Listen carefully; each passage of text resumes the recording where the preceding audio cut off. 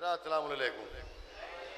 ये महफिलें और मखाज़े वगैरह पूरी रात हमारी इबादतों की रात होती है और ये सिर्फ इबादतें हैं, चाहे सलवात हो या नारा हैदरी हो या हमारे शोरा अहले बैत इसके कलाम पेश करें, कहीं से इसमें कोई तफरी नहीं है, सिर्फ इबादत है। जो लोग इन महफिलों को मकासदों को ज़हनी अय्याशियाँ वगैरह कहते हैं, खुदा उनका बेड़ा गर्क करे। पहली बात, शब्बेदारियों को जो बुरा कहें, तबर्रुक बांटने को जो मना करें, बड़ी बड़ी शब्बेदारियों में लाइटों को मना करें, नाड़े हथकड़ियाँ बेड़ियाँ ये सब पहनने को कहें, ये कुछ नहीं है, उन पर खुदा की लानत है। भैया यही मौका मिलता है, हम कह देते हैं। एक दुआ है, शहजादी जनाब ज़ैनब का रोज़ा ख़तरे में है, आप दुआ कीजिए उसकी हिफाजत के लिए, आमीन कहिए आप।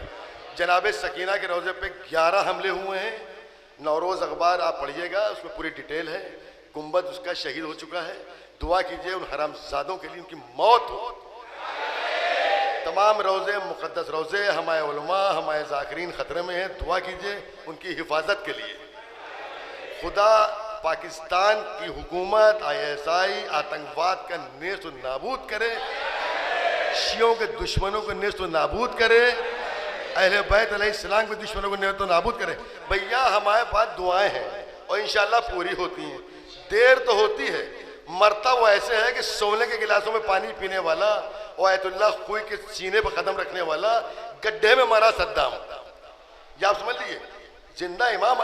देर है, इंशाअल्लाह ये डैश या अबू बकर बगदादी या मुल्ला उमर भी मर गया, ये भी सबका बेड़ा गर्क होगा। हर इबादत के बाद दुआ कीजिए और इन पे लानतें भेजिए। वाह भाई वाह, ज़ियारत आशूरा पढ़ते हैं, सब पे लानतें होती, इन पर भी होना चाहिए, सबके ऊपर लानतें।